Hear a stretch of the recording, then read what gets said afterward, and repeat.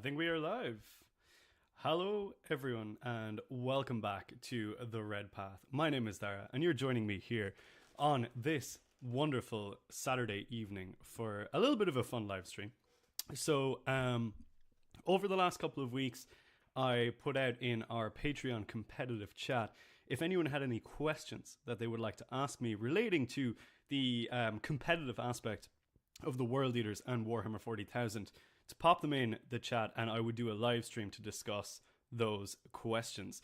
So over the last couple of weeks, we collated a bunch of wonderful questions from the community, and I've parsed them all together into a nice little list, and we're going to be going through those today. So even if you're not a Patreon, there's definitely a lot that you can get out of this, because we're going to be talking about some really deep insights in the game and just some really interesting aspects of the World Eaters which are pertinent to anyone playing competitive right now.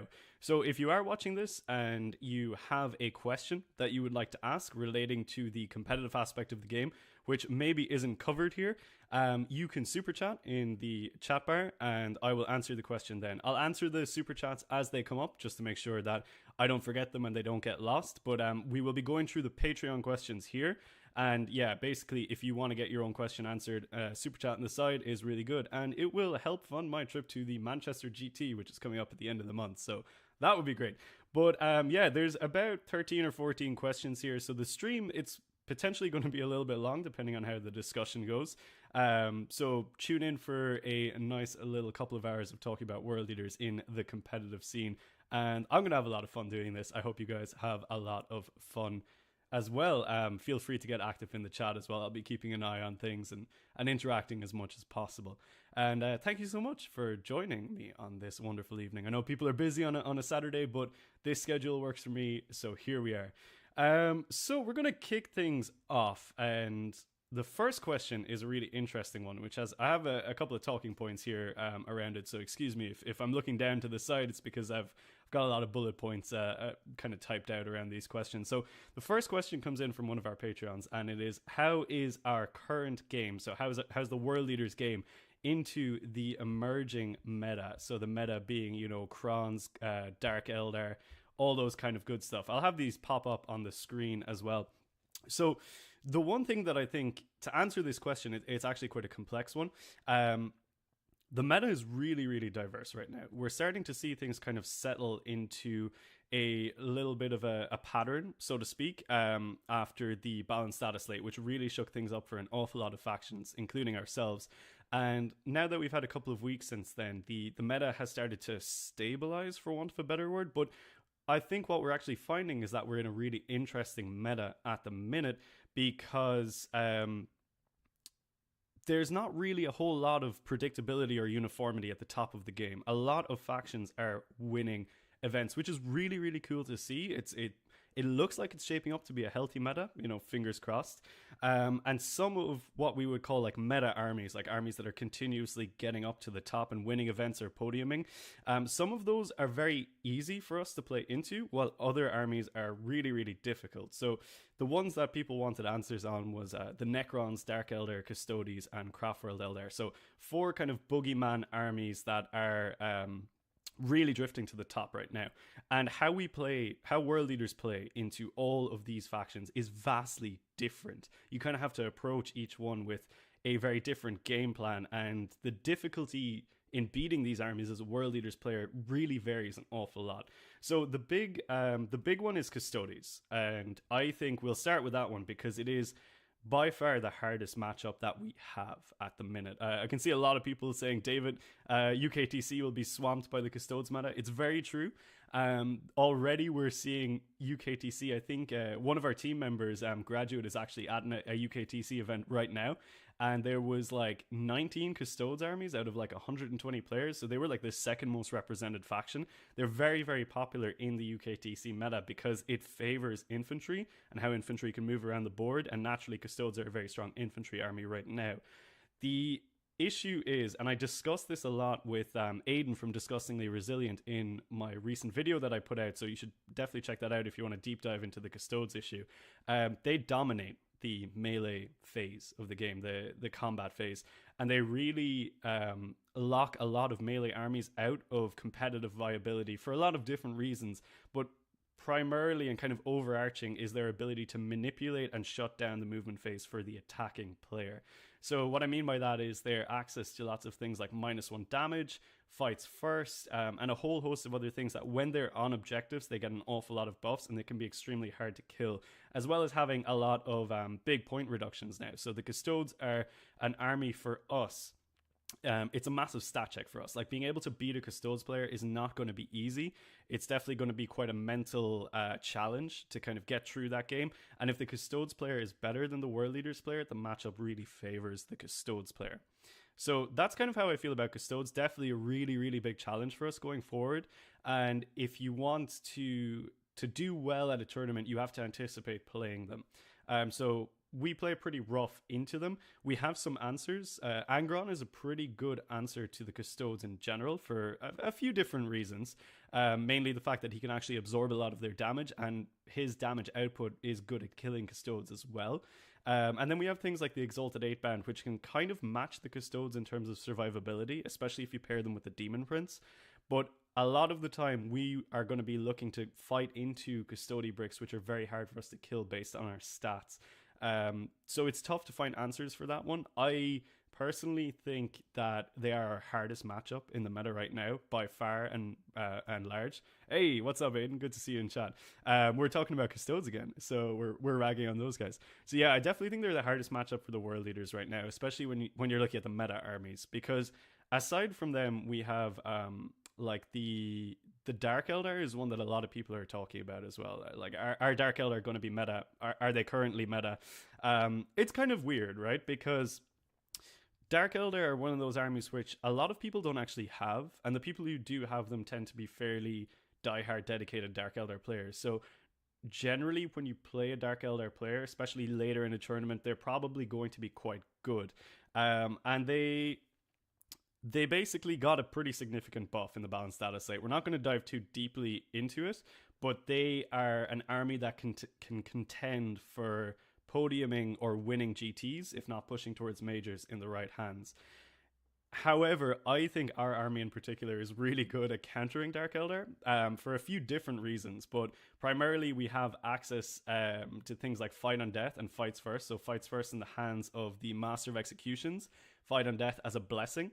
And Dark Eldar kind of want to play out of their transports and have a really strong go turn where basically a lot of things run at you and then try and butcher you, right? So as the World Leader player, you actually want to be playing two different possible playstyles, and it's up to you depending on what you prefer. One possible playstyle is like alpha rushing the Dark Eldar and dominating them early in the game before they can push out and control the board. And if you do this, you want to be going after their transports and taking them out of their bosses before they actually get to have their go turn. Now, if you do that, if you kill the units, then they lose an awful lot of the buffs that they can access, because a lot of them rely on them coming out of the transports or charging you. So if you have the capacity to alpha rush a Dark Eldar list, that's really, really good. But I think the easier way of beating the Dark Eldar right now is to just brace for impact. When you're anticipating the Dark Eldar player setting up for their go turn, you want to be setting up to receive it really well. So you want to be doing that in a couple of different ways. You want to have the blessings for Feel No Pain up, and most importantly, you want to have the blessing for Fight on Death up. If the Dark Eldar player has to come into you and they're expecting to like wipe you out, and then they start getting hit with Fight on Death, even like 2 or 3 Berserkers out of 5 fighting on death will be capable of picking up a Dark Eldar squad, because they are still extremely squishy. They're T3 elves with not a lot of access to durability. And then what you want to do is have set up a response to their go turn. So you want to have this like second wave strung in behind buildings that they can't access. So after they've made their big push, you then come out on a counter offensive and dominate them. Obviously, having Mo as the first wave is really, really important, because if he receives an attack from someone, he'll obviously be fighting first with his squad. So Mo with 10 Berserkers is a really good pick into the Dark Eldar game. And then presenting them with targets that are very, very difficult to crack. So things like Angron or the Foot Demon Prince with the Helm are things that they will definitely struggle with. And to be honest, if you were running Angron with a Khorne Lord of Skulls, that's going to be something that the Dark Eldar player will really struggle with as well. There's a lot going on in chat. Haliax, hello, nice to see you. Rin, speak of the nurgling, I like it. Demon Prince with wings and a cute hat. Yeah, I've got the hat on today. It's kind of cold here. Sako, you were never able to screen as a Custodes player, never even tried, just focused on holding 2 or 3 primaries all game and attacking the valuable assets. Yeah, I mean, that is the best way to play as Custodes. You don't even need to bother with screening because you can actually receive the punishment. But Dark Elder, on the other hand, they need to kind of have a lot of things like that. So I think we've got pretty good play into the Dark Elder, as long as you set up in a way to either alpha strike them really, really hard or receive their go turn and be ready to capitalize on the outcomes of that go turn and push back against them. The problem with Dark Elder is they're still going to have an awful lot of stuff on the board, so you need to go wide against Dark Elder and be able to like track down and hunt down their MSU squads. And that's kind of the same for the Elder. It's a very similar kind of matchup to the Dark Elder, except for the fact that the Craftworld Eldar builds at the minute don't really focus too heavily on doing an awful lot of damage. A lot of the time they're focusing on going really wide on their MSU aspects. So you're going to see a lot of like 5-man aspect warrior squads. Lots of warp spiders are still around. Fire dragons are starting to become really popular. Those freaky guys from Forge World, I think they're called the Shadow Specters, maybe something like that. They're going really wide on the MSU now, and their goal isn't really to do a ton of damage. Their goal is to plink you down, whittle you away over many, many turns, and then basically be scoring an awful lot of primary and secondaries at the same time. So as the World Eater player, playing into that is quite difficult because you're fighting from a position of not having anywhere near as many units as them. So you need to be able to like have your units do multiple different things at the same time. So you need them to be scoring points, you need them to be killing multiple squads in one activation. They need to be doing an awful lot of things. Now, one thing that's really useful in this matchup is the Exalted 8 bounds, because if you are in a position where you can lock them in combat with the no fallback aura, that's huge because you're reducing the Craftworld Eldar's players' ability to manipulate the movement phase and do a lot of the tricks that they want to do. It's also locking down assets. However, Eldar in general have pretty good leadership, so it's not really something to bank on. But in the Eldar game, you want lots of highly mobile assets, which we do have thanks to our movement buffs, which is great.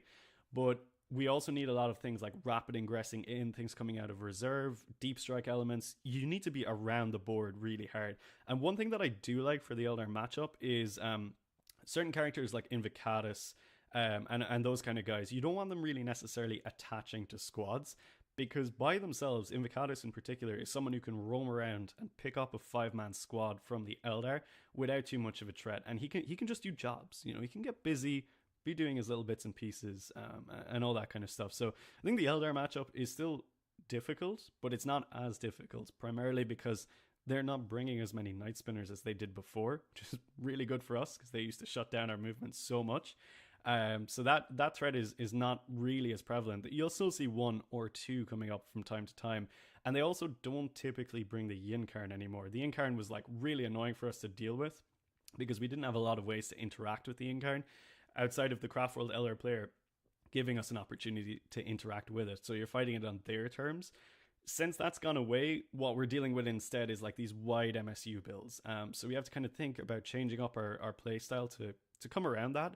And I think it's an easier matchup overall because unlike most of the other armies, we have the speed to keep up with the Eldar. So then the other really big one is the Necrons. Now, the Necrons are interesting because there's a lot of different builds within the Necron Codex that you're going to see. And a lot of those builds are doing very well at the minute. Mr. Tumnus, hey, what's up? You love the Aiden episode. Yeah, I really love that episode too. It was a lot of fun to record with Aiden, and I think we put out some fire, to be honest. So yeah, nice to see the support for that one. Yeah, so the Necron build, right? This is a complex one because you're probably going to be looking at Catan no matter what, and cracking Catan is this big sort of stat check for a lot of armies. But we can crack Catan pretty well. It's just not necessarily maybe in the way that a lot of people conventionally think. People will say, like, I'll put Exalted 8-band into the Catan and crack it. It's not really the best way. The best way to crack a Catan as a World Leaders player is by sending something like Khorne and 10 Berserkers in there and just drowning the Catan in single damage wounds, basically. So you just want to, like, body slam them with dudes. And so much dudes that even if they don't kill the Catan can't possibly kill back 10 Berserkers and Khorne, or 10 Berserkers in the Master of Executions. Now, Mo used to be an excellent toolbox unit for killing Catan when you had the previous version of the Glaive. Obviously, he's gotten nerfed now, but I still think he's pretty good at, like, not necessarily killing a Catan, but definitely damaging it a lot. So we have the capacity to just dump tons of single damage on top of these guys. And putting, like, the hurt on the Catan. Aiden, I see, saying the hardest part of the Necron match is staying awake. For sure. Yeah, for sure. So the other aspect of the Necrons that we're seeing in pretty much every single list is the Wraith Bricks, right? We are very, very fortunate in the fact that we can deal with the Wraith Bricks really, really well with a single unit in our army, and it's the Exalted 8-Bounds, because you send Exalted 8-Bound into the Wraiths, and if they've got the funny little character man that they attach to them, Technomancer maybe, you can pop that +1 to wound stratagem, and those Exalted 8-Bound will pick up the Wraiths, no problem. So it's really as simple as that. If you see the Wraith Bricks, that's where your Exalted 8-Bound want to go. Now, if you have a lot of Exalted 8-Bounds, you can really leverage the fact that Necrons across the board have pretty low leadership and trap them in combat. This is probably one of the most important ways of actually getting around the Khorne matchup. If you lock them in combat, they can't do a lot of their teleport shenanigans as Hypercrypt, so you can really control a lot of the movement manipulation that they like to do in order to win the game. And if you have a turn where you position an Exalted 8-Bound unit well and project that no fallback aura across, quite a wide area, and you lock 2 or 3 units down, it can be game winning because those units can't be interacted with. The Wraiths are really their only combat element, as well as the Catan. And even then, they don't kill Exalted 8-Bound very well. So if you are in a position where in the Necron's turn, they have 2 or 3 assets that are stuck in combat with Exalted 8-Bound, can't move, you've won the game. It's over. The other thing is obviously the monoliths. I don't really rate them that highly. Their damage output is not outstanding. And obviously, yeah, they can teleport around the place and stuff, but we have things like Angron or Exalted 8-Bound to hose through them. But I wouldn't really focus on them as the World Leaders player. I would kind of just be a little bit more concerned with actually dominating the really important assets of the game and board control. So I think that's kind of where it's at with the meta armies right now. It's pretty interesting. I would say Custodes is definitely our hardest matchup, and Custodes are probably what are going to keep World Leaders off the podiums pretty much until the next balanced data slate, I would say. I'm anticipating at the Manchester GT playing Custodes 2 or 3 times. I think I've got some tech to beat them, but that's because I'm running a weird non-Gron Angron list where I'm sort of playing pseudo Custodes with a Foot Demon Prince and a ton of Exalted 8-Bound. So they've got the 4+ invuln, they've got the 5-up Feel No Pain. I'm basically Custodes but faster. So I imagine there's going to be a lot of meeting in the middle of the board and sort of just no one really doing a whole bunch of damage. So while that game might be boring, I imagine it will also be quite stressful to play. So potentially not looking forward to that, but also kind of looking forward to that, because I've seen a lot of World Leader players say they are dropping World Leaders. Some of the top players in the game, in fact, are dropping World Leaders because they're so scared of Custodes, and I'm kind of out on a mission to prove them wrong. I think I've got the Custodes game down, but we'll see. We'll see. For anyone just joining as well, we are going through a bunch of questions asked in our Patreon competitive chat. So if you want to be part of that, you can hook up in our Patreon. The link is in the video description down below. Basically, it gives you access to either a competitive-based or hobby-based chat where we kind of have a really in-depth discussion about those aspects of the hobby or the game. So if you want to be in there, certainly sign up. YouTube members get it as well, but you got to DM me about it as well, just to make sure we line everything up in Discord. But yeah, come hang out. It's really, really fun in there, and I think the competitive chat is really on a hive mind to kill Custodes right now, so great place to be. And if you are just joining as well, if you want a super chat in the chat bar, I will answer your questions as they come up, as well as the Patreon questions. But we will move on now to question number 2 here. So get rid of this one for now and pop this one up. So what is the best way to stage for the go turn? This is a spicy one. So if you don't know what the go turn is, the go turn is what the community collectively refers to as the moment in a game where you decide to fully commit. You push all the poker chips into the middle of the board and say, this is what it's going to be. Typically for us, this means you're going to introduce 3 to 4 elements from your army into the melee phase in a turn. It's a high risk move, but it's often something that we always have to do in order to win the game. It's even higher risk now after the balanced data slate, since we have less assets on the table. So our go turn is very much like make or break, right? If you mess up the go turn, you're goosed as a World Leaders player, which is part of the reason why the army is so punishing to play right now. Punishing in a good way, is that you basically, if you mess up that go turn, the game is done. So you have to know exactly when to do it.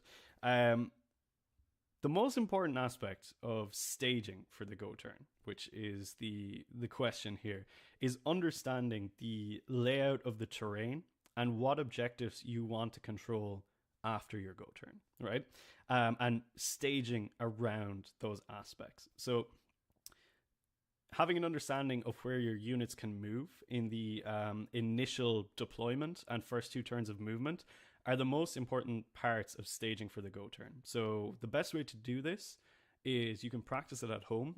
Even if you don't have terrain, you can get like paper cutouts, and you don't need an opponent for it either. You just practice doing your deployment and then practice your first 2 turns of movement, and making sure that at the end of those 2 turns, your army is in a good place to jump out and do what they need to do from turn 3 onwards. I like to do the go turn in turn 3. I only do it in turn 2 if I've really been forced into it. Turn 3 is kind of when I'm like, right, I have a firm grasp on the game right now. I'm ready to fully commit. So what you need to do is understand like what I call like safety zones for staging. So areas in buildings where sight lines are either impossible to get on for like ranged armies shooting into your guys, or areas where sightlines are heavily diminished, so you're only going to receive damage from maybe 1 or 2 shooting units. So identifying those to make sure that your stage is set, for want of a better word, is really, really important. And also understanding that like when I position these guys against, if I'm going to push them right against the wall, someone can charge me through that wall, right? So setting them up in a way that gives you that little bit of distance, so that if someone wants to charge you before you make your go turn, they have to come fully around the building. That's a really important aspect of it as well. The other thing that I really like to do when I'm staging for the go turn is understanding that after I push those units out there, I need to know what's going to be happening to them, right? So it's an element of risk management and understanding what sort of punishment is going to be coming back at you in response. So if I've got a position where my go turn is set up and I've got like a ton of exalted 8-bound hiding in buildings, and the go turn is going to involve them all jumping out and killing 5-man marine squads only to be hit by a bunch of dreadnoughts in the next turn, that's a bad situation. I don't want to set that up. So it really depends. The go turn staging depends on your opponent as well, like what they're bringing and what their first wave or second wave is going to be. So you need to kind of like assess that and see what your opponent is sort of rocking in order to like correctly choose which units are going to be part of the go turn, and then which units are going to be part of this really, really important aspect, which is the counter punch, right? So your go turn units typically only exist for a single turn. After they come out and after they do their job, most of the time they die. Unless you have a go turn where you literally dominate your opponent's army, push everything out and table them, which happens extremely rarely. It does happen. Your opponent has to make a lot of misplays for it to happen, but it can. But the reality of the situation is you will push out on your go turn, you will kill a bunch of assets, and then your assets will be picked up in return. So you need to have redundancy built into this. So what you want to say is like, whatever I'm pushing out, is it survivable? How much punishment is it going to take? And if I do lose those units, what's the cost? Am I losing objectives? Am I losing primary and secondary, etc., etc.? But you also need to have a second wave set up. This is super difficult for us right now because our points are so high that second wave can often be very, very sparse. It can be like 3-man 8-man squads. It can be like a few berserkers and Khorne or something like that. I like to leave Khorne and his 10 berserkers as the counterpunch most of the time. They're very rarely in my go turn. Most of the time Mo and his berserkers are in the go turn. And they kind of like jump out and they're like, yeah. So then especially if the army is, my opponent is melee based, having to come into Mo is a real problem because of his fights first, right? So they'll jump out, they'll do the business, and then, Khorne and the homies will come in for the cleanup in the following turn. So staging around that, having a good second wave set up, those are the most important aspects of planning your go turn. And obviously understanding that you need to make the correct trades here as well. Like whatever you're putting out, it needs to be worth, killing the things that you're going to be killing. And they also want to be doing a lot of jobs like dominating primary as well. That's why I mentioned primary at the start. if it's a 5 or a 6 objective mission, you need to be looking at all these things. And your units on the go turn should be fighting on objectives, not fighting in the middle of nowhere, where it's like, yeah, sure, you might be killing something, but it's not gaining you anything else other than you killing that asset. I have a super chat from Disgustingly Resilient. Thank you so much, dude. Who can slay the most custodies at Manchester? You game. I'm so game for that. I reckon that you have it with the Death Guard. I reckon the Death Guard have a really good matchup into Custodes. You kind of enlightened me on the show. But I think I've got some tech. I have tech to beat Custodes, but I don't know if that involves me really killing the entire Custodes army. But I think I can outscore them, and that's the best that I'm going to be able to do. So I'm up for the game, though. I mean, it won't be too hard to count how many Wardens we kill, right? That's going to be the real metric. So going back to question 2 here about the go turn, I think that more or less covers it. Understanding your terrain, understanding where is safe to set up for the stage, and really, I really want to double down on this point actually, just to emphasize practicing your deployment and practicing the first turns when you move out from your deployment. Like, who's breaching through walls? If I roll poorly on my advance, are they stranded in an area where they can be shot? Do I need to make sure that this unit is absolutely going to get into a good position by, auto-6ing the advance or giving the speed buffs from the blessings? All of these things are what you need to be considering. Like, your units need to be safe until you are ready to commit them. And if you fail to do that, if you leave them exposed, then you're going to be losing before you even get to have your go turn. So I'll just really double down on that. If you want to practice staging for the go turn, make those moves and then go to the opposite side of the table. Check the sightlines. Have I left a unit exposed? Could I have moved these guys better so they might not have been able to be charged? That's the most important thing. And staging back from the walls so that you don't get countercharged as well. Super, super important. That's kind of like my way of like slow playing and staging for the go turn. So moving on from that one, we have a pretty interesting question up for number 3.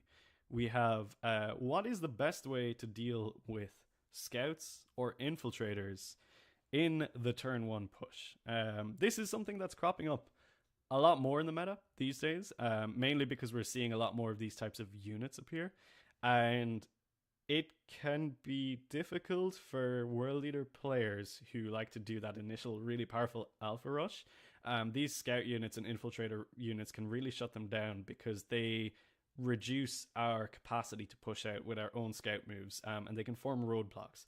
Really good players are really cool to watch set up their scout moves, because with very few resources, like 10 Marines, they can block off crazy amounts of the board from your ability to interact with them. So how do we deal with that? The best way of dealing with this is if you feel like you're facing into a competent opponent who has the capacity to shut down your scout moves with theirs, is don't anticipate being able to dominate them early in the game with an alpha strike, right? Because they're smarter than that. They're not going to let you do that. And it's really not that hard to screen out a world leader's alpha strike. People just don't tend to do it if they don't have the experience against world leaders. They don't understand that we can be that fast. So yeah, don't anticipate the alpha strike is one of the best ways of getting around with the scout infiltrator problem. But in a realistic sense, the way that I personally like to do it is by having chaff units that I can send forward to deal with those scouts, right? What I mean by that is in every single list that I write, there's always 2 jackal squads. One of them is to sticky the home field and then move out afterwards, and the other one is to be scouted forward and run at whatever the enemy throws up as their screen, because I'm kind of like always anticipating that the opponent is going to be screening their important assets, right? And if you throw 10 jackals at like 5 scouts or 5 infiltrators or some crude hounds in the first turn, they will almost certainly kill them, which is really, really fun, because your opponent is like expecting you to scout forward like Exalted 8-bound and Berserkers and all this kind of stuff. So when you scout forward jackals and they just run up and like beat the crap out of some Space Marine scouts, it can kind of like let your opponent be like, maybe I wasn't really expecting that, because a lot of people don't anticipate jackals scouting forward. And like, with how some of the missions are structured, especially in UKTC right now, which is using a lot of 6 objective missions, that scout move can actually get them onto an objective before your first turn, which means you can double sticky objectives in the first turn, and then they can go on and kill an enemy scout unit. So I like to set up a unit of jackals near Invocatus so that he can scout them forward, or if I see that my opponent has deployed poorly, I can then scout something maybe more dangerous forward as an extra option. So typically when I'm setting up the Invocatus scout deployment move, I will have 3 to 4 units that I can scout, and then obviously only end up choosing 2. Another unit that I like to scout forward is just a completely naked 5-man Berserker squad. It's pretty much the same principle. If they put forward a screen which I know jackals won't be able to clear, like maybe 5 proper marine bodies or something like that, where I'm kind of like, it's a little bit iffy. What I like to do is send 5 berserkers forward. They'll pick those guys up. They're only 100 points. You don't really care if they die. They're not going to be doing too much else.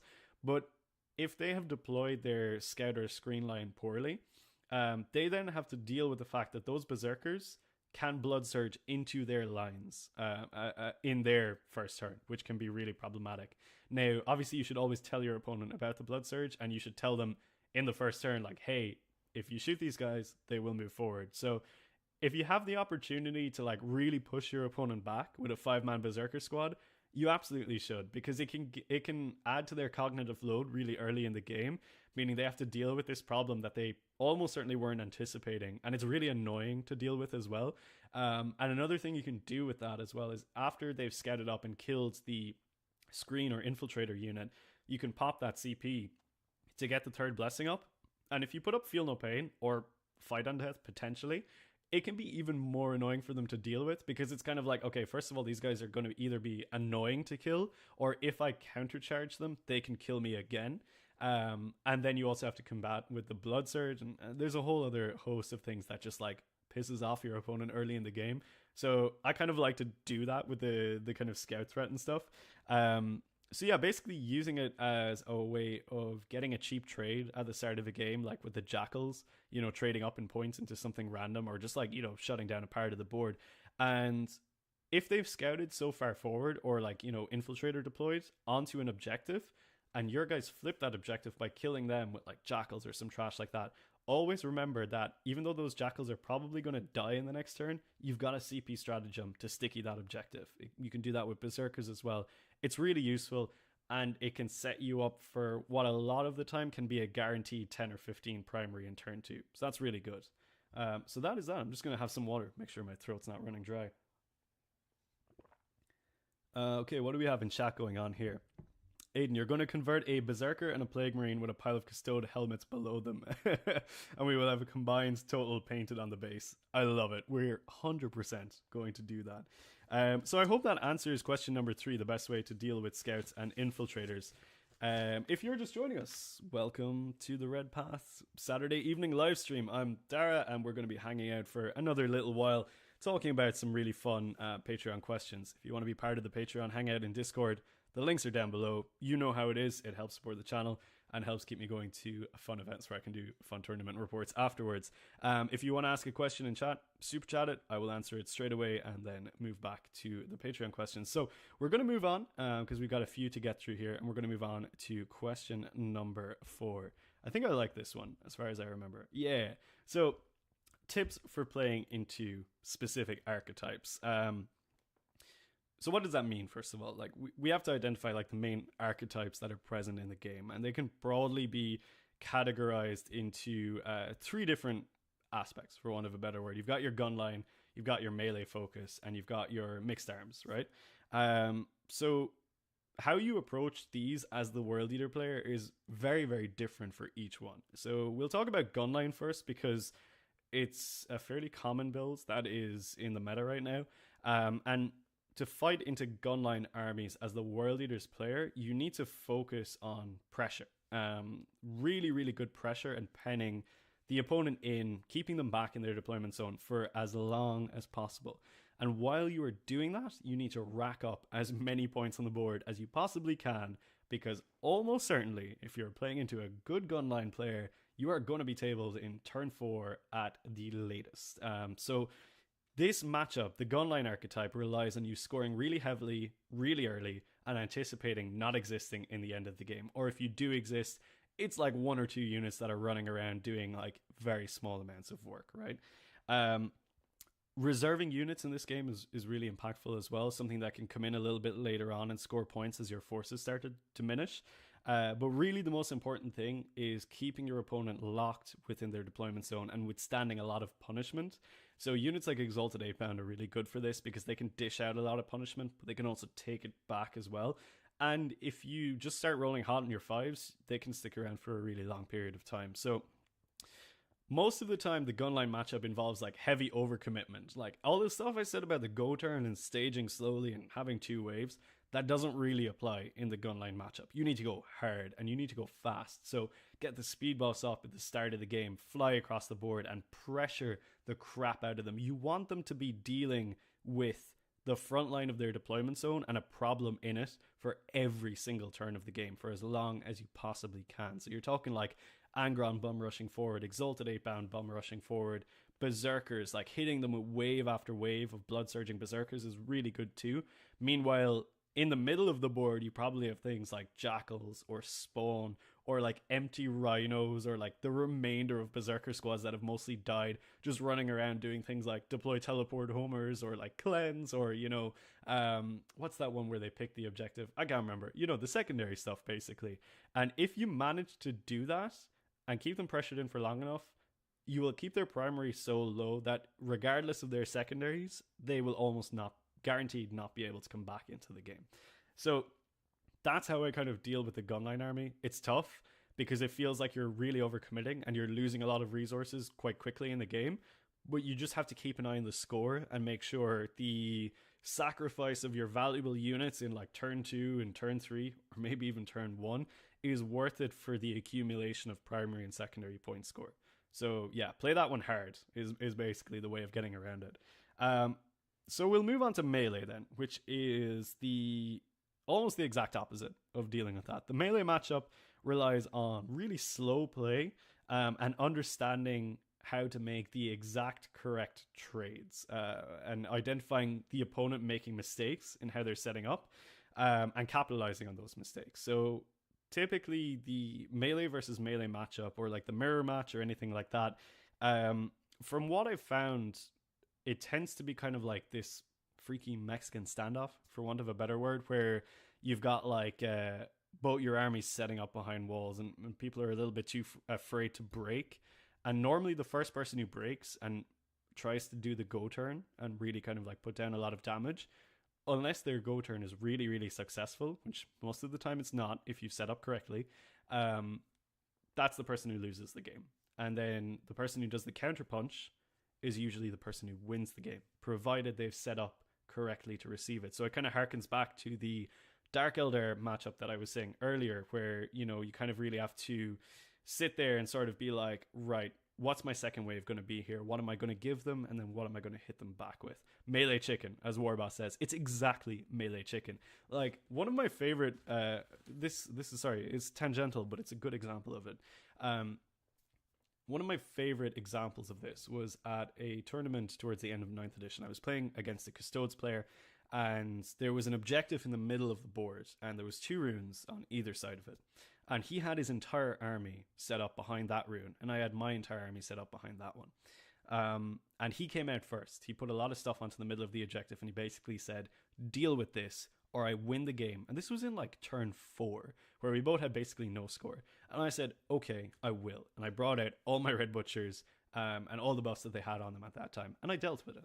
I gave him like some assets initially that he kind of charged into, but the counterpunch just took him off the board. And that's how you deal with the melee matchup. The 2 most powerful ways for World Eaters of messing with the melee matchup is fight on death and fight first. So it's really important to leverage both of those assets at the right time. If you anticipate that your opponent in turn 3 is going to break and he's going to make the go turn play, he's going to dump a load of his assets in front of you, you need to have fight first up. If you don't have fight first up, you won't be able to trade efficiently. It is one of the best ways in our army of winning the melee matchup is doing fight first, yes, and fight on death is what I meant to say. Fight on death allows you to lose assets but also take away from your opponent's assets at the same time, and then they're weaker for your counterpunch. So messing around with those 2 abilities and positioning them correctly in terms of the fight firsts, having that Mo front and center as like a kind of preeminent threat of, if you want to break, if you want to come at me, you're going to have to deal with Mo hitting you first. And in the melee matchup, I probably always put Mo with 10 Berserkers just to make sure that the threat of him is amplified to the maximum. That is how you deal with that. Then we have the mixed arms. So this one is a little bit harder to like define and advise on because it varies a lot. But the way that I kind of like to deal with mixed arms opponents is by fighting around the central objectives. So typically there's going to be like 3 of them strung out across the board, and making sure that those objectives are like mine for as much of the game as possible, and playing out from those objectives. Like I make those like my home base, for want of a better word, and then in all of my active turns I'm playing out from those and saying, okay, what do I need to achieve in this turn? If you get a little bit too caught up in doing the damage or like being too scared to push out, the opponent can pen you in really quickly, and then you're kind of like stuck, not really knowing what to do, and you're receiving, you know, firepower coming in as well as being charged by enemy melee threats. Elder do this really well, and the Craftworld Elder build at the minute is very mixed arms, as is the Dark Elder one, more favoring melee, but you know, still quite heavily mixed arms. So understanding what your opponent's list is the most important part of dealing with the mixed arms opponent, because if you can identify pretty early on, okay, they've clearly built their army around this death ball, I need to take that out, and then their army falls apart. Or maybe it's like a buffing, you know, sort of like radius where it's like, if I take that guy out, the army starts to fall apart. That's kind of what you need to do in order to beat the mixed arms. But like I say, it's actually quite a complex game because it can just vary so much in terms of its composition. So that is that one. Luke, you're feeling not having the mode this weekend. Oh yeah, dude, I forgot. Yeah, you're at that tournament right now. You would have given your left leg to swap Khorne for Mo into the Blood Angels. Yeah, like I know people have dropped off on the Mo. This is like a little bit tangential, I guess, but I still think the Mo is like so good because mainly the prevalence of the Custodes, and dealing with Custodes is like such a pain in the ass. So having the Mo there is really important. And for the Dark Elder matchup, if you've got a Mo, you can pretty much shut down the Dark Elder matchup with just him alone. If you like string him and 10 dudes in front of your army and say like, cool, what do you want to do? You want to charge these guys? They're going to massacre you. Because Mo and 10 dudes just destroy Dark Elder bodies. But anyway, keep bringing Mo, people, is basically the long and short of it. So that about wraps up this question. So let us move on to the next one. We're getting through them. I hope you guys are having fun. Let me know in the chat if everything is sounding and looking okay as well, and if you're having a good time. Very happy to have you all here. So number 5, this is an interesting one.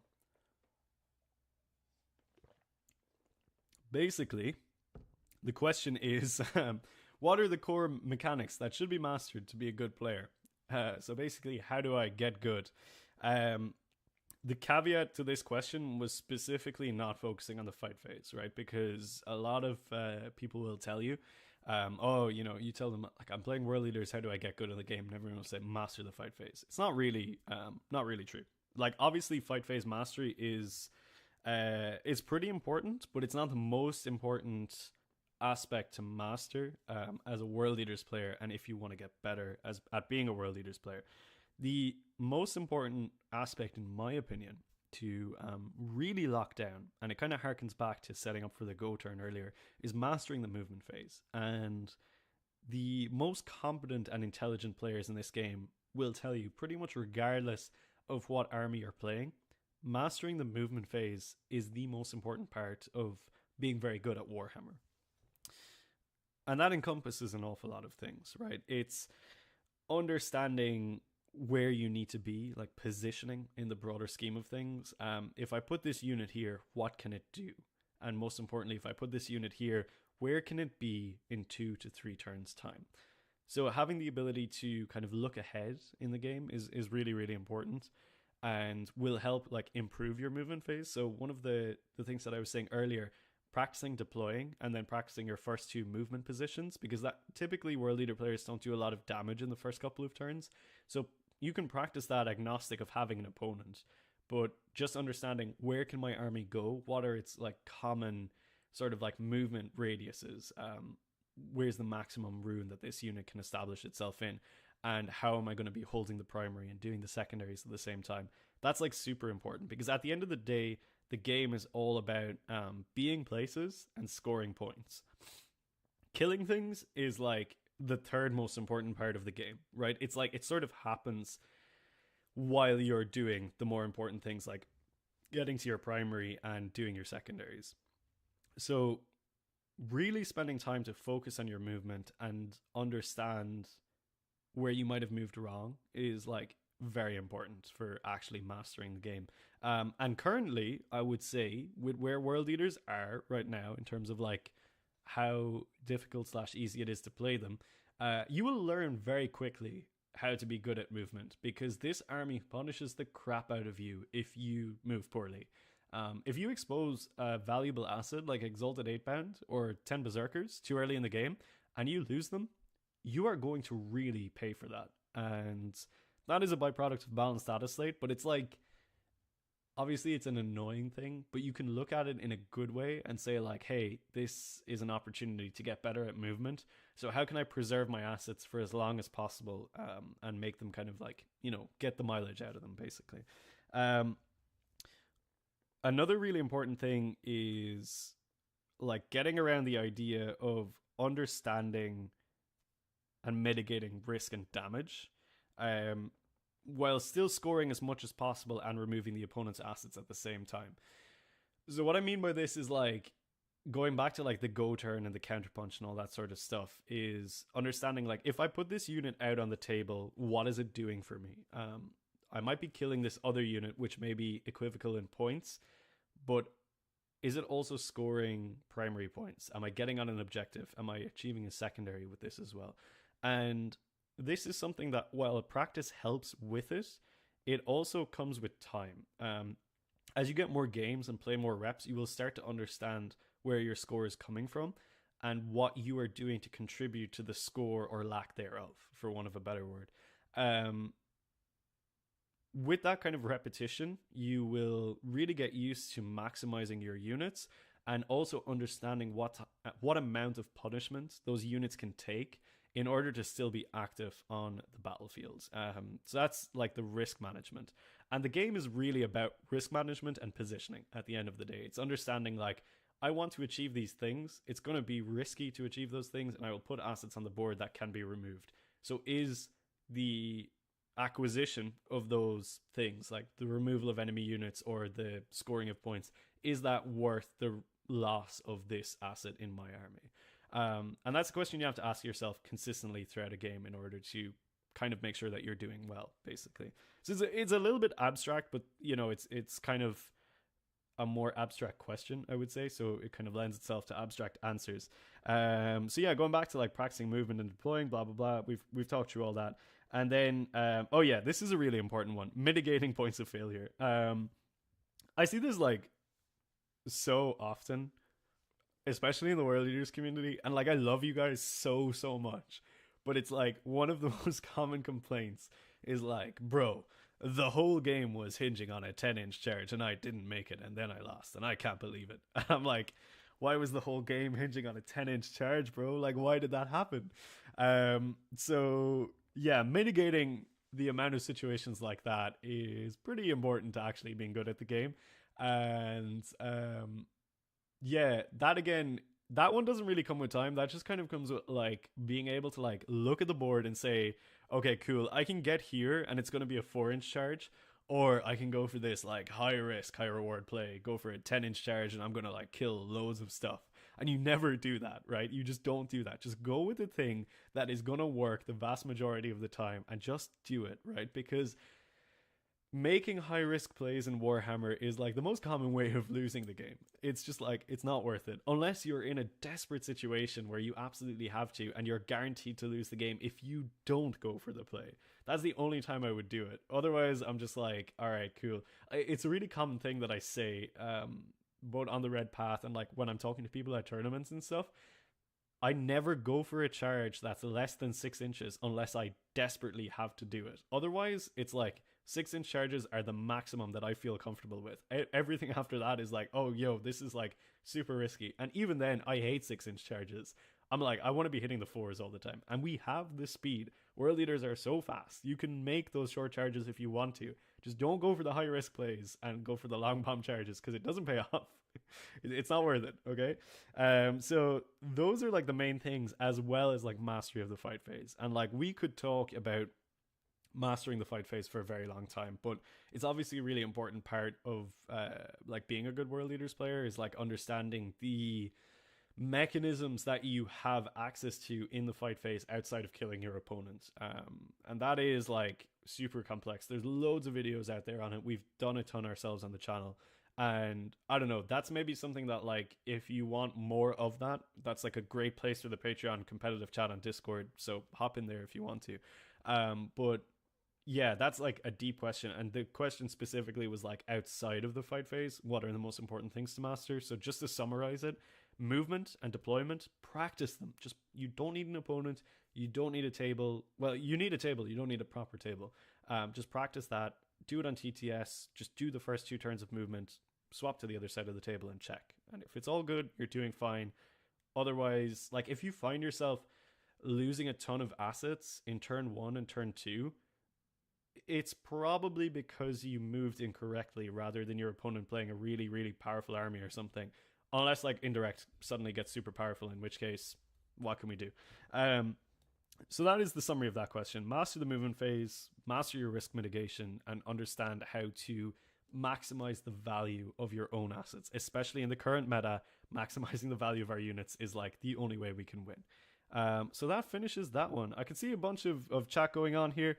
You got spanked by the Blood Angels, tabled in turn 3. They are, you know, they're pretty good right now, Luke. I will say that, but that is pretty rough. If you are just joining us, welcome. You're watching the Red Path. It's good times. It's Saturday evening. I'm Dara, your host, and we're taking some Patreon competitive Q&A questions here and diving deep into them. We've got a few more to get through. We're nearly halfway there at this point. If you do have any questions, competitively orientated or otherwise, super chatting them in YouTube is how you can get them answered, because I want to focus on the Patreon's questions here, but if you want to send us some dash in YouTube, that's great too. And thank you all just for coming and hanging out. It's great to have some people here chatting as well. So let's move on to question number 6. What are some essential unit or ability combos? This one is like pretty easy to answer. It's not going to be too long of an answer, because the truth of the situation is that we actually don't really have a whole pile of unit, kind of like broader unit combos or ability combos. But the ones that I never leave home without of is Khorne and 10 Berserkers and a Rhino. That is like my favorite, I suppose, like unit combination right now, is those 3 units put together, because the Rhino is still super valuable as a speed booster, gives you that extra 3 inches in the turn that they jump out. So the Berserkers can actually get like, what is it, like an 11-inch move altogether and then still charge. So their threat range is actually massive. And what I like to do is have them hop out of the Rhino, and then my like second wave, which is what we were talking about earlier, which is like Mo and 10 or Mo and 5, hop into the Rhino as soon as Khorne and the boys get out. So then you've got them set up and ready to jump out after Khorne and the boys do their job, or vice versa, depending on what your opponent is bringing. Most of the time it's Mo going out first and then Khorne and the boys next. But the Rhino is like super important for that little extra speed boost. People are like, oh, it's like only 3 inches extra of movement, but that could be turning a charge from a 7 down to a 4, or from a 10 down to a 7, you know. And when you put it like that, I think it really hammers home the significance of the Rhino speed boost, because reducing the variability of your charge rolls is the most important thing in the game, because it can really mess people over. So I really like that one. And then the Rhino is obviously super useful for holding objectives, for doing secondaries. I don't need to go too deeply into that. The Rhino is useful. After that, we have one which I'm like, kind of like, okay, this is like a pretty obvious unit ability combo, is the centralized 8-bound units to project their reroll wound aura. Reroll wounds is in my opinion, the most like powerful reroll ability in the game, because the wound roll is typically where you lose a lot of your dice, and if you can increase the what's the word, like the reliability of your wound roll, then that's like super powerful. having a centralized 8-band unit in the middle of the board to project that for as wide as possible is like super important for dominating the middle area of the board, which is where I was saying you really want to be fighting if you are playing into mixed arms or into a melee build. So having a unit of 8-band not really engaging the enemy unless they absolutely have to is like super super important, because they're still projecting a really good aura. And one tip that I picked up from Brian, from our team, is attaching Invocatus to a unit of 8-band massively increases the wound reroll aura that they project, because Invocatus becomes part of the unit, right? So you can like put him in the middle, string the 8-band on either side, and you're getting like a massive increase in the projection of the wound reroll. You can cover pretty much the entire middle of the board by doing that. So attaching him there is really good. And obviously then they become a mini death ball in themselves, because Invocatus and 3 regular 8-band are capable of killing quite a lot of things in the game. So yeah, consider that one. It's a pretty cool one. The one that I'm playing around with at the minute, and I don't know if I would necessarily classify it as like an essential unit combo. It's essential for me, but like I'm kind of an idiot, so it might not be essential for everyone. It is the Foot Demon Prince and minimum 12 Exalted 8-bands. Deathballing those guys across the board in a meta where Custodes are as prevalent as they are is just really funny. Because the Custodes player is like, what do you mean you're a T6 with a 4-up invuln and a 5-up feel no pain? That's my thing. And you can kind of say to them like, brother, I don't care. These are the angry boys. So I really like that at the minute as like an answer to the Custodes. And just like as a outside of the Custodes matchup, running the Foot Demon Prince alongside 6 Exalted 8-bands and just dominating a flank with those 2 units alone is like pretty easy to do. And owning a flank in Warhammer is like really important, because you can play out of that flank then. It can be an area for reserves to drop in, or it can be an area to just like score a ton of points, because there's always like some sort of an objective on the flank. And just having the surety of a really, really survivable pair of units, just sitting there and kind of saying like, this part of the board is mine. I have a crazy threat range out of this part of the board because of my movement. So if you come anywhere close, I can jump you. Or you could also like do it in the middle of the board, but it's less reliable because there tends to be a lot more like focused fire on the middle of the board, so they will disappear faster. People find it harder to focus a flank. So I really like that combination at the minute. It's probably something I'm bringing to Manchester, so we'll see how it goes. And then finally, kind of playing back to something I talked about earlier, is Invocatus and multiple good scout options for various scenarios. So this harkens back to talking about dealing with opponent screens and enemy scout units, is like you kind of want 3 to 4 options for Invocatus as scout. You want like at least one hard-hitting like 6-man Exalted squad. You want like 5 random Berserkers. You want a unit of Jackals. And you want like maybe something else, like maybe 3 8-band or 3 Exalted 8-band as well. Like you want a variety of options, like this little toolbox of units that you can tailor to specific situations, so that when you choose your scout moves, like the things that you're putting out there, you're not like curtailed in like, oh, I deployed him in a way where I can only scout like 8-bound, but he's put up a massive screen, so it's not going to be worth it.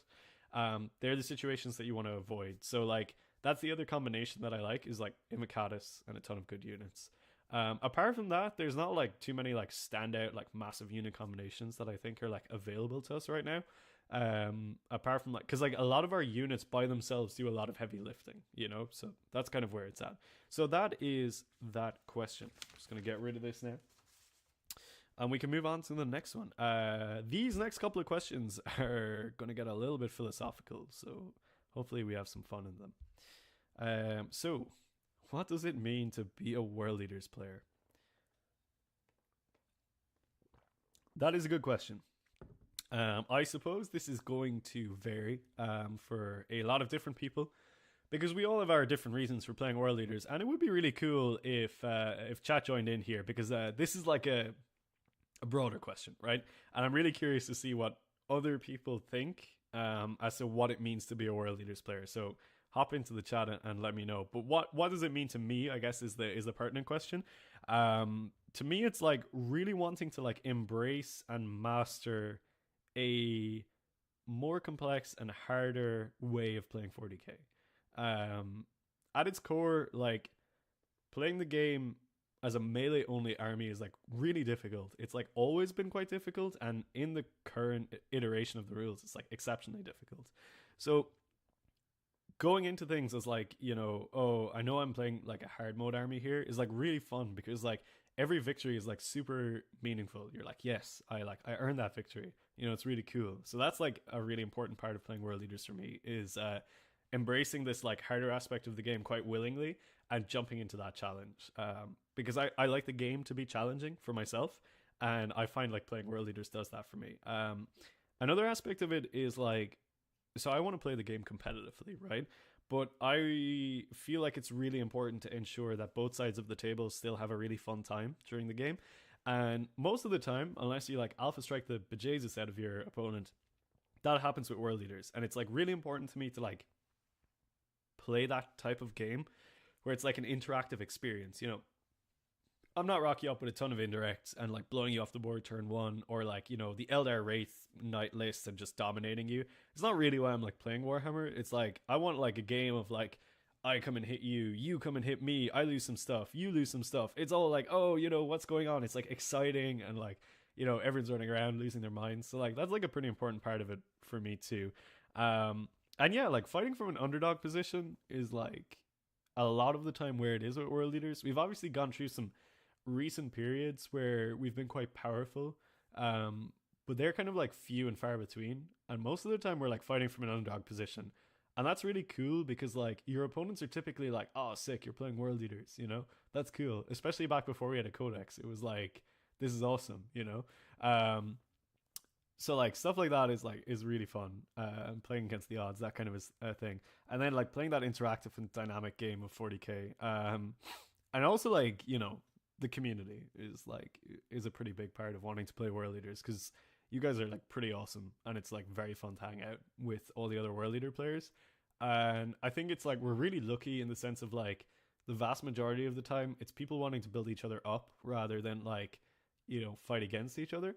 And that's really cool because it means we all get better together. So like the sense of community is like a big reason of like what it means to be a World Leaders player. It's like jumping into that sort of willingness to interact and hang out with people. But yeah, let me know what you think about that one, folks. Like, what does it mean for you to be a World Leaders player? Steven still enjoys the big threat overload list. Hell yeah. So we're going to move on to like another philosophical question after that one. So question number 8. It's a pertinent one. Why stay with World Leaders despite the balance issues? Yeah, it's like obviously like we're in a period of time where the World Leaders could be considered like not an amazing army right now. In my chat with Aiden from Disgustingly Resilient, I kind of like said that you can spin it in a way where, because of how difficult the army is to play right now, it's a really good time to get better at the game and like improve aspects of the game that you might be weaker.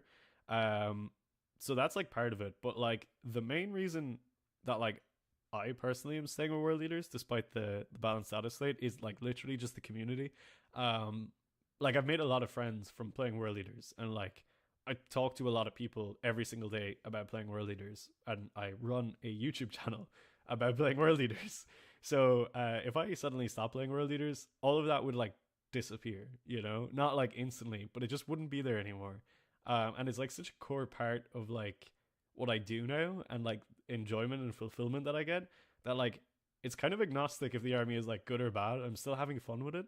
And like I've kind of gotten to the stage of my competitive career where it's like winning and losing is like whatever, you know. I'm just like there to like have fun and like learn and get better at the game.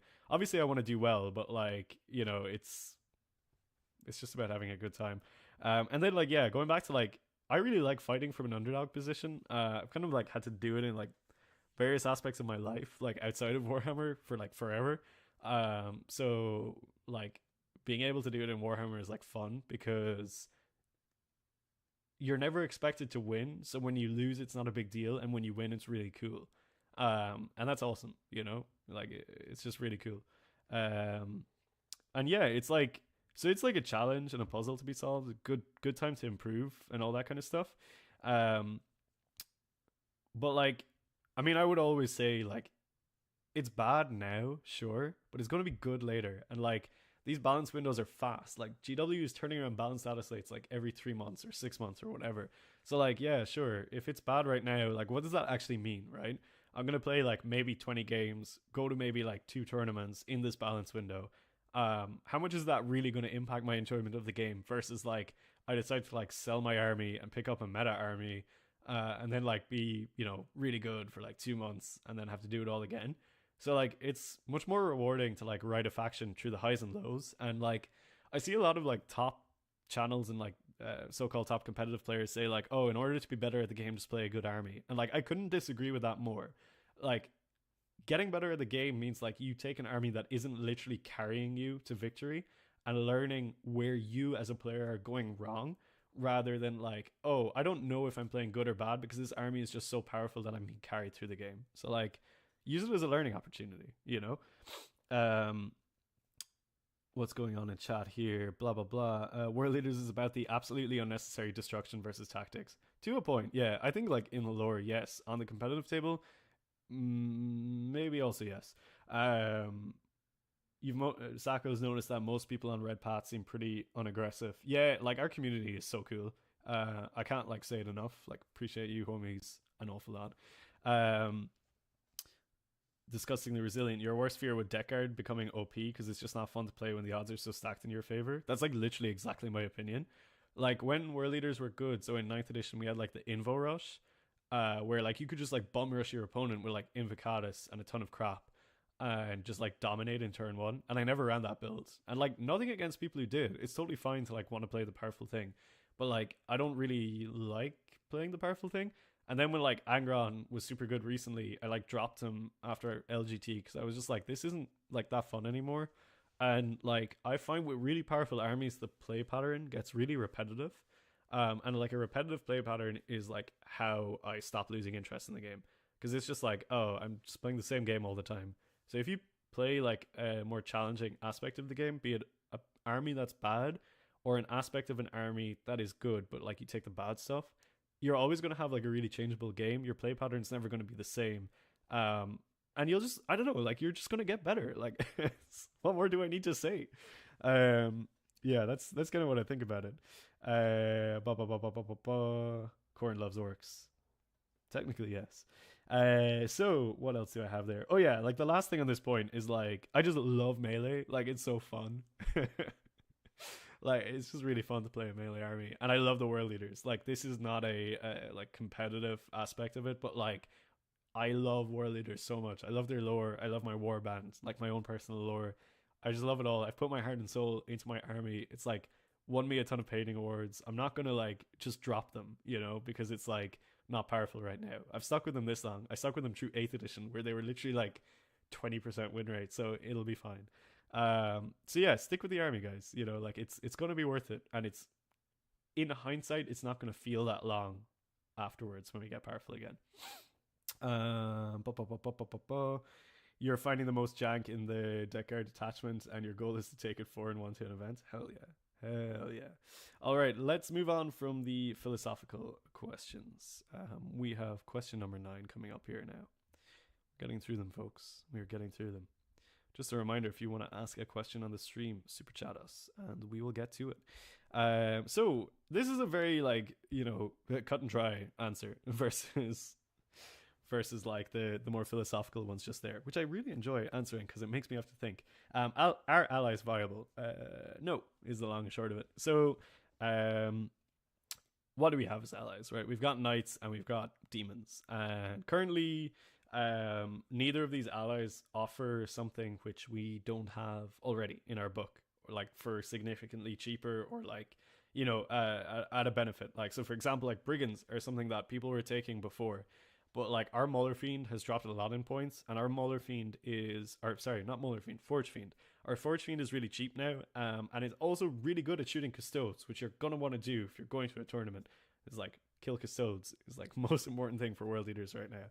So like, why would you take a brigand who's more expensive and not as like good at shooting now as the Forge Fiend? And why would you bring a melee knight into your army when you can just have another melee option from the World Leaders Index who benefits from all of our rules? Like, it's really important to understand that every time you look at an ally's data sheet and think like, oh, that looks pretty good, just remember that it's not getting any faction bonuses, and it's not getting any of the blessings of Khorne abilities, which really augment our army. So like a direct data sheet to data sheet comparison is never a good way of evaluating allies unless they are vastly cheaper or vastly superior to something in our army that like wants to do the same thing as it. And it's really about looking at that. Like, what is my army lacking and what do the allies bring that that army can't do? So stuff like Big Knights, they're just like really struggling to find a home in our lists because we generally have Angron and maybe a Khorne Lord of Skulls, which are kind of like the big slots taken up. And then we look at like demons, which I would have said previously had play, like the Bloodmaster dropping in, doing some objective work, was like a little bit niche, but at least had some value. But right now, like demons are sort of just like, oh yeah, you have to like bring some random Bloodletter dudes who are, I think, 120 points. And then you have to like pay for the character on top in order to actually bring them. And like there's talk of like running Skulltaker with 10 Bloodletters as an alternative to Mo. And like in theory, they can output a lot of devastating runes whose value is diminished in the Custodes meta. But like they need a lot more like moving parts to work correctly, like deep striking in, and you know, they take up a rapid ingress slot, they take up a reserve slot, which you also really kind of want to do. I've seen people use them. I've seen people have like good results with them. If I was to consider any allies like at all, they would be the only thing I would think of. Blood Crushers used to be like pretty solid, as like just like a come in and like bomb some mortal wounds on people, and I think they're like not terrible still, but just being mounted units in the game is like problematic for moving around terrain and stuff. So yeah, I'm not sure. Like in my mind and in my personal opinion, allies don't really have a place right now. That's not to say that they won't in the future. If we had something like a lone op Khorne demon, that would be in every single list, I feel, you know, because that would be extremely useful. But we don't. And right now, I don't think allies fill a gap in our roster that we're missing. So that's kind of how I feel about them. So let us move on from that one without spending too much time on it. Number 10, we have a pretty fun question, actually. I like this one. So, do I ever adjust my playstyle in competitive games depending on my opponent's skill? The short answer is yes, but the reasons why are like maybe a little bit like more complex. The like kind of obvious thing that people go to for this is like if you're playing against someone who is like significantly less experienced at the game than you are, how do you approach that situation? This is like I feel like this is really easy to identify before the game even begins, because you're just chatting to your opponent, you're getting to know them, and based on like what they're saying, maybe talking about their previous games or like, you know, why they came to the tournament or what they're bringing in their list, you can identify pretty quickly if they're like really good at the game, average player, or like brand new to tournaments, right? And I think it's like pretty important to adjust your game depending on what kind of a person you're playing, right? So like obviously like I want to win my games, right? But like if I'm playing against someone who's literally like at their very first tournament, like I'm not amazing at the game, but I'm gonna beat them, you know? And like I can beat them by like kicking the crap out of them and making sure that they have a miserable time and just like getting the 100 points and giving them 20. I can do that if I want to, but like why, you know? Realistically, like I might be good at the game, but like I'm not gonna win tournaments, you know? If I'm winning a tournament, it's like a GT. I'm not challenging super majors. Like I'm not that good at the game, and I don't care about it enough to be that good at the game. So like what's the value in like kicking the crap out of some person who has just come up to their first event and is like curious about the competitive side of the game? Because all they're gonna take away from that is like, oh, you know what? That was lame. Like I didn't have fun there. So you can approach it, you can tone your approach back, right? You can still be like, I'm going to win this game, but I'm going to do it in a nice way where like we talk about what we're doing. We can make it a learning game, for one of a better word, where it's like, if they're maybe moving somewhere that you're like, that's a really bad play, you can say to them in a nice way, like, hey, if you do that, you're going to risk yourself to like this thing happening. And then they might like readjust or whatever. Like, don't help them to the win, you know, but like, just like help them see the really obvious mistakes that are going to make the game unenjoyable for them. That's like what I would really say. And like uh if they're amenable to it, having that like post game discussion afterwards is a really good way of like first of all making a friend, which is like super important in the game. But second of all, like ensuring that they had a positive experience even though they lost the game. So like, you know, saying like afterwards, hey, do you want to talk about the game? And very importantly, don't just start like giving them criticism or giving them critique. Ask them if they want to receive it first of all. And like people don't do that sometimes. They just like say like, hey, you made a bad play here, and it's like, all right bro, like I don't care, you know, like just I don't want that information. Maybe they don't, but you know, if you ask them like, hey, do you want to talk about your game? I can maybe like say a couple of things that I think you could have done differently. If they say yes, you can like grab a drink with them, sit down and say like, oh, you know, you made this play, what were you thinking when you did that? Like what was going through your mind in terms of what did you want to get out of it?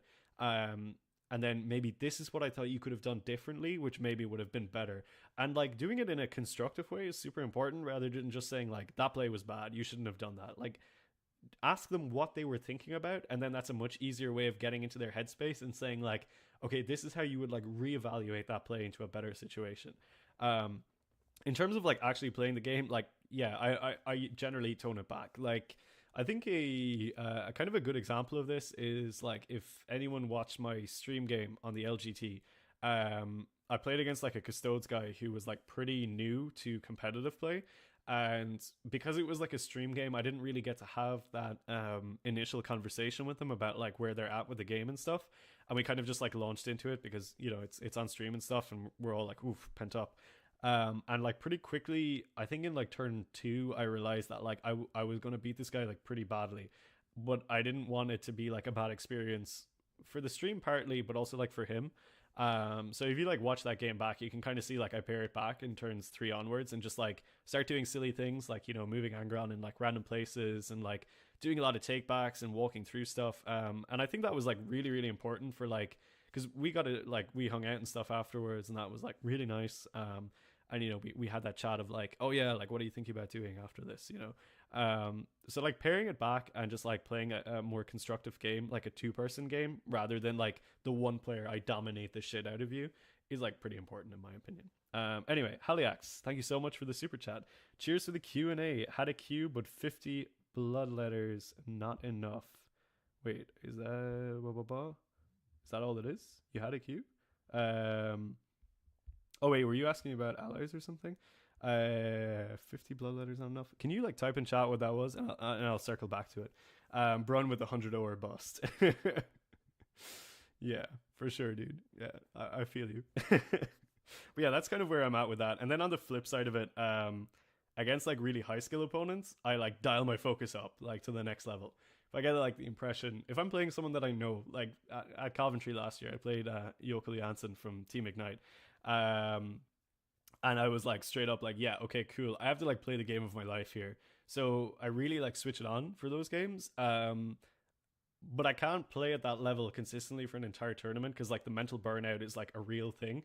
So I reserve like a kind of like certain amount of like hardcore play style for a game which I think is going to be very difficult. And then when that comes up, if it comes up, I'm like, all right, time to go into hard mode now, which involves like, you know, an awful lot of pre-measuring, having the like discussion around intent, which you should always have anyway, but like in those games it's super important. And just like really analyzing every single thing I do, being like, this person is very good, they're going to punish you if you make a mistake, so really think about what you're about to do here. So like, yeah, playing on that hard mode for really good people.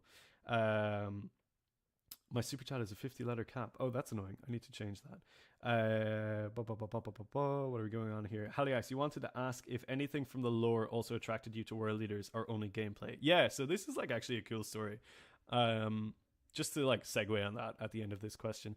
So like the reason that I played World Leaders ever was when I was like really young and like getting into the hobby, I got a White Dwarf which had like the apocalypse rules for Angron in it. And I didn't know anything about the lore. I didn't know anything about like the game in general. This is like, I bought a White Dwarf. I was like, what is this? And this picture of Angron, it's like the really iconic, I think it's John Blanche who did it. he's got the Ultramarine in one arm, and he's like screaming directly into the camera. And I saw that artwork, and I just said, like, I don't need to know anything more about these guys. I love them so much. And then I was like, obviously, subsequently distraught to find out that Angron didn't have a model at the time. And then like over time, I obviously like sponged a lot of their lore. And like I, as somebody who was just like always into like the gladiatorial stuff and like combat in general, it's just like, yeah, these guys are my jam. You know, I really like how they are, like their whole story and stuff. So like I would say it was probably like equal parts lore and then like gameplay and paintability was like what got me into them. It was like the perfect like trinity of like, I want to paint these guys because it's challenging, I want to play these guys because it's challenging, and I just love their lore because it's really cool. So that was like, it was a combination of things for sure. So let's move on from that one. We go on to the next question, number 11, and we have, do I think a lot during games or rely on gut instinct? This one was like pretty funny when I like read it first, because I had to like really ask myself, like, what of these do I do? And like I think I do both. So like I would classify myself as like a mixture of a reactionary and anticipatory player. So what that means is that I typically don't have a plan as such, or like core set of things that have to work in order to win the game. So Jack and Jamie from the channel, I would say, are like almost the exact opposite to this. They love to build lists which are like rely around a certain amount of synergy, or like a type of build or an archetype which is just like consistent and works, and it's like, that's cool. I'm like the opposite. I'm like, I want to play chaos mode, you know? I want to go into a game being like, I don't really have a plan. And you know I don't have a plan, so you're going to have to deal with that. And I think I like to project that energy at the table as well, of this like weird, like chaotic Irishman, which works well in the UKTC, of just like, who is this guy and what is he doing? So while I don't like necessarily like rely entirely on gut instinct in terms of like, oh yeah, I'm just going to like fire these guys across the board because I think it might go well, and then it goes terribly. I don't do that. I like to react to what my opponent does, right?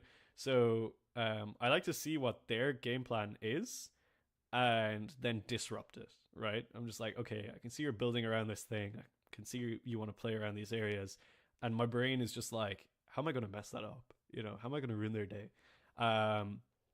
And that's like really fun, you know, to just like, while they're having their turn, I'm just like looking at what they're doing, being like, okay, cool, I can see what's going on here. I'm going to react to that. And it's all about reacting.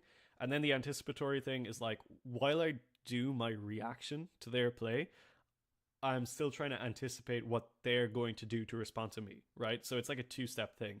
The anticipation comes after the reaction, if that makes sense. So it's kind of a little bit weird. I spend a lot of time in my own command phase, I would say. Like, if you were to look at my clock, on the, like, whatever it is, 90 minutes, I would say I spend, like, a solid 50 to maybe 60 of those 90 minutes in my command phase, just, like, standing at the board and kind of saying, like, okay, I've seen what my opponent has done. I now need to just have a moment to think about how I'm going to react to this new board state and then play out of that, right? And then I just go. Like, when my turn actually starts, when I start moving things around, it's super fast. I'm just like, blah, blah, blah, blah, blah, blah, blah. And then just, like, dumping dice or whatever, you know? So it's, like, a mixture of, like, thinking a lot in the sense of, like, I'm not standing there being like, do I think these Exalted 8-bound can guaranteed kill this, you know, Warden Brick? And, like, doing the mental maths in my head. It's more just like, okay, I'm going to make this play, but I need to think about what my opponent is going to do after that play, and what the ramifications of that are. So yeah, it like does go back to a lot of the stuff that I was talking about earlier. And yeah, I think that's kind of like the way that I like to play. So it's like a mix of thinking and gut instinct. It's the gut instinct part of it comes in like assessing the board state. Like, gut instinct is just part of being a reactionary Warhammer player, is like, okay, cool, I've seen them do these things. What's my gut telling me in terms of like, how do I answer this? But then obviously using your brain to be like, does that make sense? So I think it's a little bit of both, but it's a cool one. And I think it's like worth. I found it really worthwhile when I saw this question to just like sit down with myself and like answer that question. So I think people should do that because it's like it's a fun exercise. Disgusting resilient toolbox style is your favorite. The toolbox is fun. Yeah, I do like the toolbox. So what else do we got here? Let's move on to the next question. The next question is actually super fast, so I won't leave it up for too long. The question is, what is the scariest melee matchup in the game right now? We talked about it a lot earlier. It's Custodes, but let's look at the other melee factions briefly. So you've got like Death Guard, which is sometimes melee, as disgustingly resilient will no doubt chime in on here. You've got the Dark Eldar, you've got the World Leaders, you've got Orcs, and some Marine builds, but then obviously you've got the Custodes as well. Now, the Custodes are by far and away the hardest one, just because of their ability to manipulate and shut down the fight phase. But like the mirror match can be really difficult too if the World Leader players are both of like the same skill level. It's like one of the most intensive but like fun experiences in the game. And I wouldn't like necessarily classify it as like scary in terms of a matchup, but it's just like intense because you will have to do things in that game that you will never do in any other game of Warhammer. The blessings like duel that you do with your opponent is fucked up. Like it's just like, okay, cool, he's going to make his blessing roll now. Then I'm going to see what he rolls and what he picks. And that's going to really inform what blessings I pick. Like, I played the mirror match in Coventry this year. And, like, the dude was, like, exactly as good at the game as I was. So it was just so stressful because he had Angron and I didn't. Which actually won me the game in the end. But the turn where things got messy, it was, like, multiple fights first. Both of us had fight on death up. It was just, like, hectic. You know, so that matchup, while it's not necessarily scary, it's super intense. So be in for a tough game if you end up in the mirror. Orcs, I think orcs have like the capacity to be quite a scary melee matchup, but and like, you know, no like shade on the orc players. I've played a lot of them at Warhammer tournaments, and like they're all crazy. Like orc players are just so crazy. They just run at you, and then you kill them. The odd time I've like played an orc player is like really good and it's like really fucking scary because they know how to use their assets, but a lot of the time they're just like, they do the thing where they shout wag in the tournament hall, which like people love, and then they just like dump their whole army on you, and if that doesn't work, they lose. So like that harkens back to the like high risk high reward plays that I was talking about earlier. They love those kind of things, and World Leader players do as well to a point, so you know, we have that in common. So that's them. And then like, yeah, obviously there's like, I saw people talking about Blood Angels earlier. They're like kind of tough now because they have a lot of good assets for like scoring and playing the game while their combat assets kill you. They also have like a really good fight on death for their deck company. And they got like a significant data sheet buff in the balanced data slate, which allows them to get like, I think it's like, what is it now? Strength, extra attack, and is it extra AP on the turn they charge?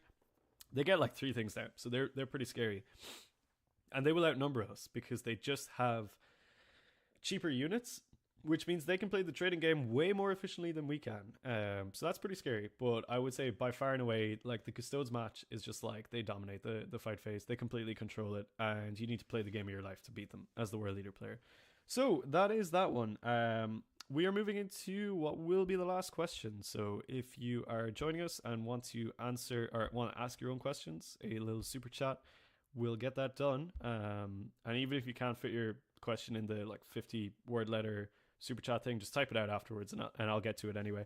And it all goes to help support me go to the Manchester GT, which is nice. But yeah, so the last question of the stream is, and from the Patreons that is, what are the best unit or combos for holding objectives since we don't have lone ops or area denial abilities? It really depends, the answer to this question. But a lot of the time it's like, what is your opponent running at you with, and what can you put in objectives to like absorb that? So the way that I like always do it is by like doubling up on objectives with like 2 units. So a lot of the time I love Exalted 8-bound because if you throw up the Feel No Pain, they're just like a tar pit unit to like get rid of. So if you have Exalted 8-bound paired with like Jackals or Spawn or like something random like a character, that's the best way of like holding an objective as World Leaders, because dealing with both of those things is going to require a significant amount of force to be applied. And as soon as that force is applied there, you know where a lot of your opponent's assets are, so it can be easy to like counterpunch to that, right? So that makes sense. Spawn in general are just like a pain in the ass to deal with, right? So if you dump a unit of spawn on an objective, it's going to take your opponent more than they realize to get them off the objective. And like I said before, you've always got 1 CP, sticky an objective when a unit dies. It's very, very powerful. Always consider it. Stuff like infantry that can lurk in buildings and touch the objective is like the best way of doing it. So if you're playing into like a combat opponent, having Mo on an objective is just like such a threat, because if the opponent wants to lift that unit and flip the objective, they have to deal with a fight first threat. And lurking in buildings then means they're harder to interact with. So it's just about like using your infantry assets to play around the terrain available and manipulate that for holding the objectives. And like I was saying earlier, the flank domination with Foot Demon Prince and Exalted 8-Bound is like a really good way of locking down an area of the board with 2 units that are extremely difficult to kill. So that's kind of it. Like, we don't really have like amazing units for holding objectives, but we've got a really good stratagem, and obviously we've got Jackals for stickying as well. So that is kind of them. And that actually concludes the end of the Patreon Q&A. Sacco, I asked you, seeing who did I kill that guy's Angron with? I actually killed him with Macro Lore, my custom Demon Prince. You guys will know him if you're in Discord. He's like my little avatar. There's a whole lore thing of him like hunting down Angron. So it was like really sick to put my Demon Prince into Angron. He had the helm, and then I put -1 damage on him, so he didn't die when Angron charged him, and then clapped back and killed Angron, which I was like, that was the sickest thing that's ever happened in a game. So yeah, that was him. But yeah, that mirror match is like a sweat fest. It's just like crazy how stressful it is, because yeah, there's so much going on that you have to micromanage. But yeah, that's been the Patreon questions. You know, if you're just tuning in or whatever and you are interested to know a little bit more, in our Discord we have 2 channels for hobby and competitive, which are locked to Patreons, and that's where you'll get like a much more like in-depth analysis from me for like both of those aspects of the game. The competitive is great right now. We've got like a lot of really good players in there, and we're all trying to like come together to work out the best way for the world leaders to move forward. So the whole point of this was for them to ask me a bunch of questions, and then I would take it to the live stream so more people could kind of benefit from it. But if you want to be part of that group, check out the Patreon link down below. It will give you a role in our Discord, which you will then have access to our channels. And if you've got any problems signing up for that, just drop me a message and we'll get it sorted. And YouTube membership gives you that as well. But yeah, that's kind of been the bones of the stream, folks. It's been great to hang out. There's been a lot of good chat going on, and I hope you found it interesting. You know, I hope there was some things here that maybe you didn't think about, or has helped you like with your own personal game in terms of like competitive and stuff. If you enjoyed it, let us know in the chat, let us know in the comments down below, drop it a like, drop us a sub, all the good stuff. If you aren't in the Discord, even if you're not a Patreon, there's tons of like, you know, normal channels in there that you can hop in and be part of the conversation. So it's the place to be if you're not already there. But I think that's pretty much it. I will just wait a moment before we close this one out. But yeah, supporting the channel is the best way to keep us going and all that good stuff. I've had a ton of fun though, and it's been a really nice Saturday evening. I hope everyone else has a good rest of your evening or rest of your day, wherever in the world you might be. We will have a whole bunch of content coming out over the next couple of weeks. I've got a bunch of painting tutorials lined up. I've got another run of all around the world leaders from the podcast. I've got some competitive reviews ready to go before the Manchester GT, which is at the end of this month. So if you are going to Manchester, make sure you hit me up for that one. White Rabbit, what do I think about running 2 War Dogs? I would prefer to run 2 Forge Fiends. Rin, you missed it. I would watch the VOD back, because I think it was some good stuff. I think there was some good stuff in this one today. But yeah, lots of great content coming out on the Red Path over the next month or so. So stay tuned for it, folks, and we'll catch you all in the next one. Stay healthy, stay safe, and kill, maim, burn.